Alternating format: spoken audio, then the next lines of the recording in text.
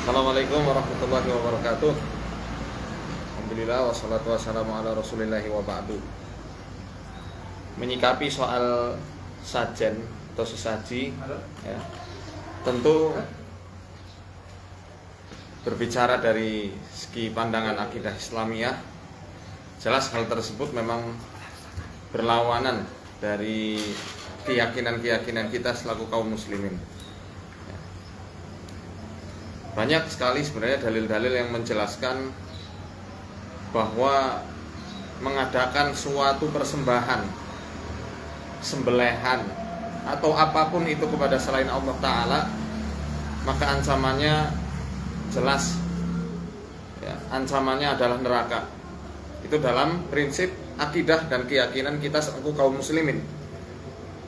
Kita tidak berbicara secara umum di kepercayaan-kepercayaan lain. Ini kepada kepercayaan kita selaku kaum muslimin. Ada beberapa hadis-hadis yang menjelaskan tentang hal ini.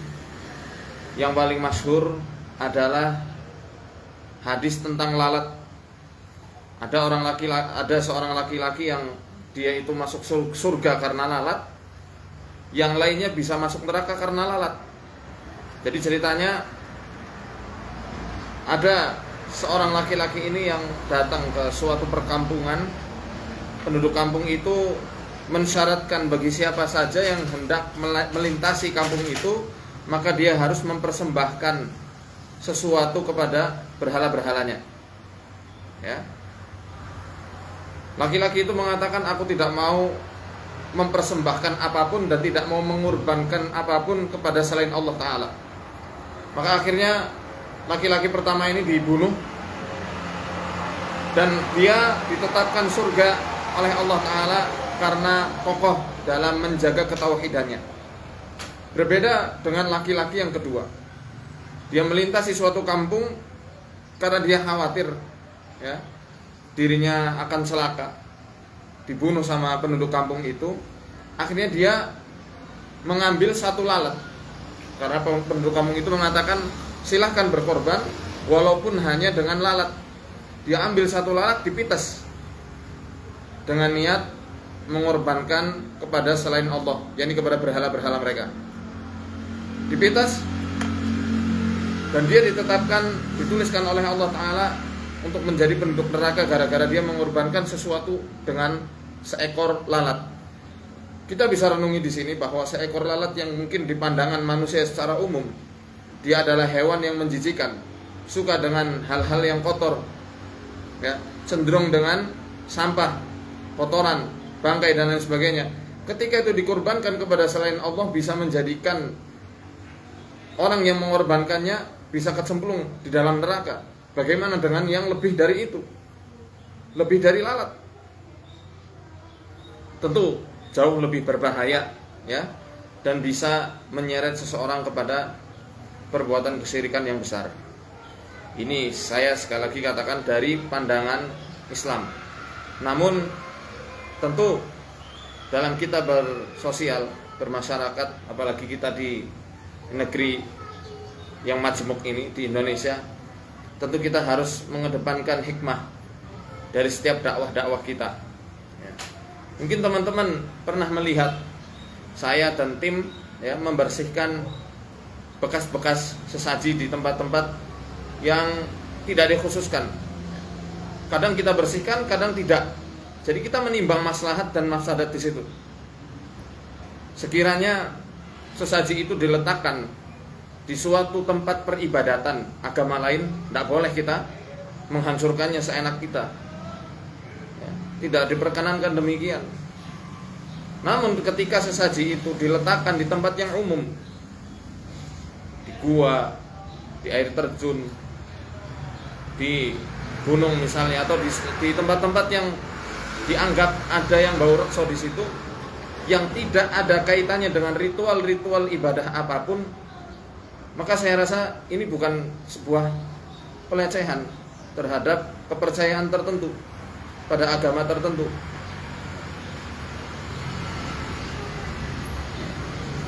Seperti contoh di sungai yang dipercaya orang-orang itu bisa untuk ritual pesugihan. di kali tempuran misalnya.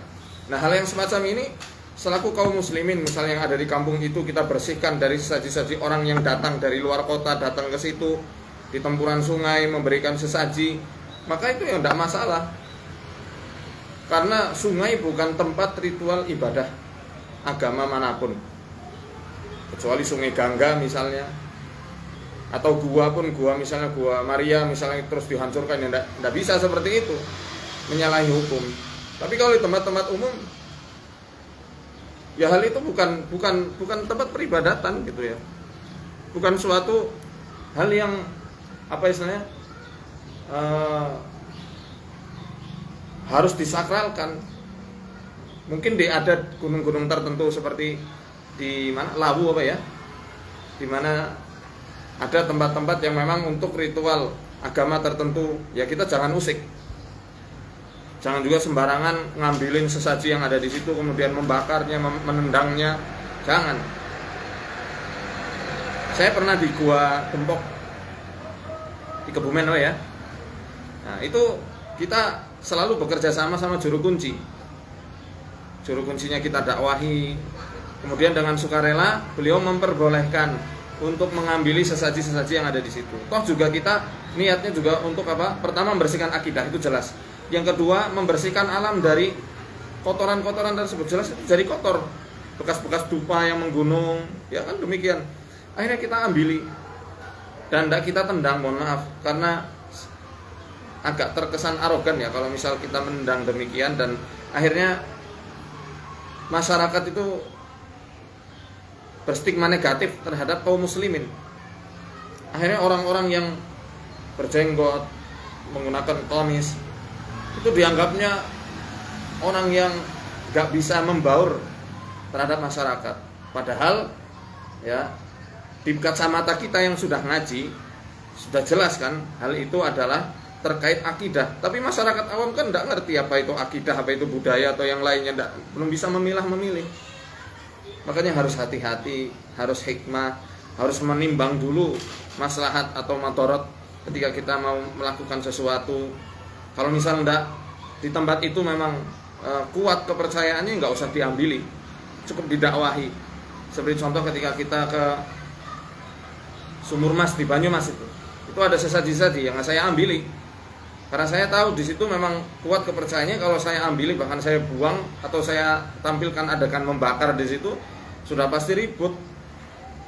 Cukup kita sampaikan dengan ceramah-ceramah dan kajian-kajian yang semoga dengan apa yang kita sampaikan ada orang yang sadar. Satu orang yang sadar dan mendapatkan hidayah dari Allah Ta'ala melalui apa yang kita sampaikan dengan kelembutan, dengan hikmah semacam ini, dengan hikmah tapi tegas begitu ya, maka satu orang ini jauh lebih berharga daripada 1000 orang yang cuma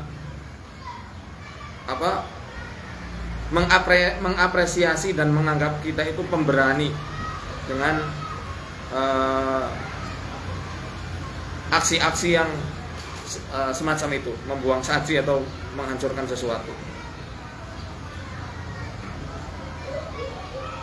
Nah, yang biasa kita lakukan itu kan di tempat-tempat yang memang biasanya dijadikan mengambil indang-indang ya, jin khodam ya, biasanya untuk atraksi-atraksi ya macam-macam lah. Kita nggak katakan satu kesenian aja, ada banyak, bukan seni ya, pertunjukan-pertunjukan, kita nggak katakan hanya satu pertunjukan aja, banyak yang nyari-nyari indang khodam itu untuk keperluan-keperluannya. Ada untuk kecantikan, pelet, ilmu kebal, ada yang untuk bela diri. Nah, tempat-tempat yang itu yang kita tuju, apalagi untuk pesugihan. Jelas hal semacam itu kan termasuk ke ranah sihir, dan agama manapun saya rasa tidak ada yang menghalalkan sihir,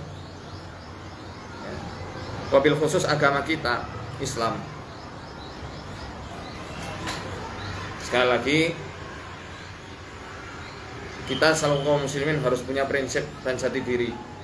Jangan sampai karena kekeliruan oknum kemudian kita justru malah mendukung perkara-perkara yang memang diharamkan dalam agama kita.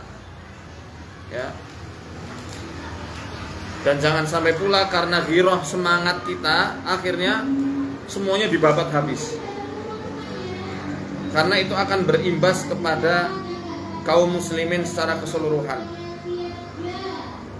Akhirnya orang-orang itu nanti jadi merasa minder. Orang yang awam yang masih belum berpegang teguh terhadap agamanya akan minder untuk mensiarkan keislaman di dalam kesehariannya. Karena apa? Khawatir dijauhi oleh orang-orang awam yang belum tahu tentang batasan-batasan akidah. Ya.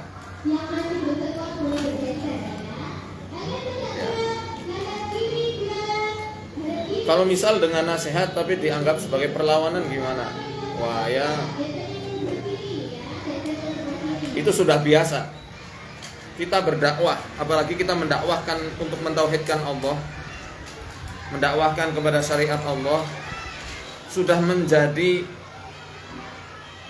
apa istilahnya ya? Jalan ninja mereka ya, untuk apa? Untuk dibully, kemudian dianggap sebagai orang gila, dianggap penyihir, dianggap apalagi orang yang sok suci. Itu di Al-Quran sudah dijelaskan. Para nabi dan rasul dulu juga dikatakannya lebih parah daripada mereka mengatakan kita sebagai kadrun dan lain sebagainya. Wajar.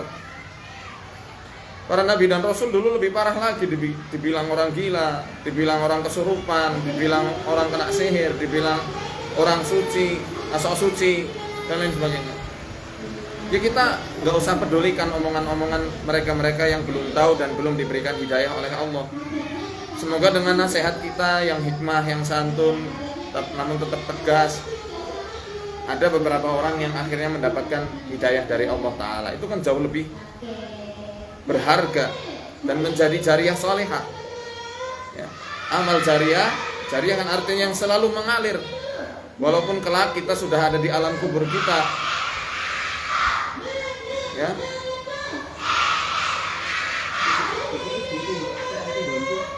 Ya. Jangan patah arang bagi seluruh dai juga yang mendakwahkan ketauhidan, mendakwahkan Al-Quran, mendakwahkan sunnah.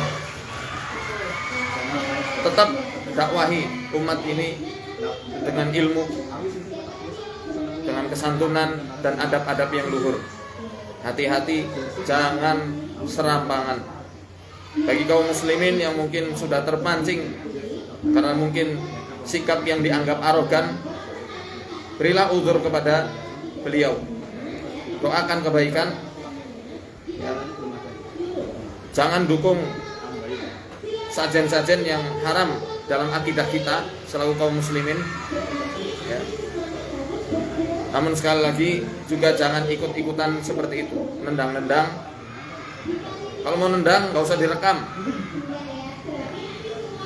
Khawatirnya, ini nasihat untuk saya pribadi, khawatirnya ketika kita menghancurkan sesuatu, nendang-nendang sesuatu, bakar-bakar sesuatu, niat tujuannya apa? Itu yang perlu kita tanyakan terhadap diri kita sendiri sebelum melakukan aksi-aksi yang direkam. Apakah betul niat kita untuk meninggikan nama Allah, ataukah niat kita untuk meninggikan nama diri kita sendiri supaya dianggap hebat, memberani, tauhidnya kencang? Itu perlu dipertanyakan dulu di sanubari kita sebelum kita mau melakukan sesuatu ya. Mungkin seperti itu sikap kita, tetap anti terhadap yang namanya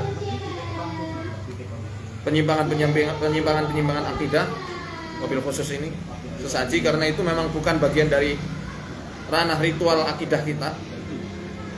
Kalau mau berkurban, berkurbanlah dengan kambing atas nama Allah, bagikan ke yatim piatu, bagikan ke fakir miskin, itu lebih manfaat.